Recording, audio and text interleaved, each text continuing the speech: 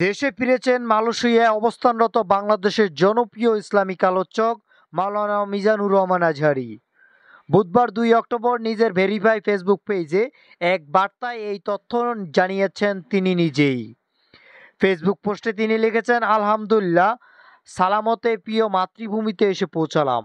পরম করুণাময় এই প্রত্যাবর্তনকে বরকতময় করুন, দোয়ার নিবেদন করেন তিনি। পারিপার্শ্বিক কিছু কারণ দেখিয়ে ২০২০ সালের ফেব্রুয়ারি মাসে মিজানুর রহমান আজহারী মালয়েশিয়ায় চলে যান। এরপর থেকে তিনি সেখানেই অবস্থান করছিলেন।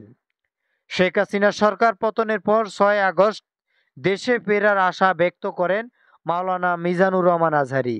নিজের ভেরিফাই ফেসবুক পেজে ভিডিও বার্তায় তিনি বলেন, অনেকেই আমাকে মেসেজ করে ও ব্যক্তিগতভাবে ফোন করে জানতে চেয়েছেন আমি কবে দেশে ফিরব। আমি তাদেরকে বলতে চাই আমি দ্রুতই দেশে ফিরব। আপনাদের সঙ্গে দেখা করার অপেক্ষাতে রয়েছি আমি নিজেও।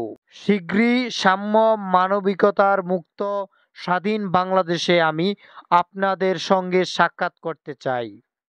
দীর্ঘ ভিডিও বার্তায় তিনি বলেন, তাজা রক্তের মাধ্যমে যারা আন্দোলনকে সফল করেছেন সেই শহীদদের শ্রদ্ধাভরে স্মরণ করছি ও তাদের রুহের মাগফিরাত কামনা করছি।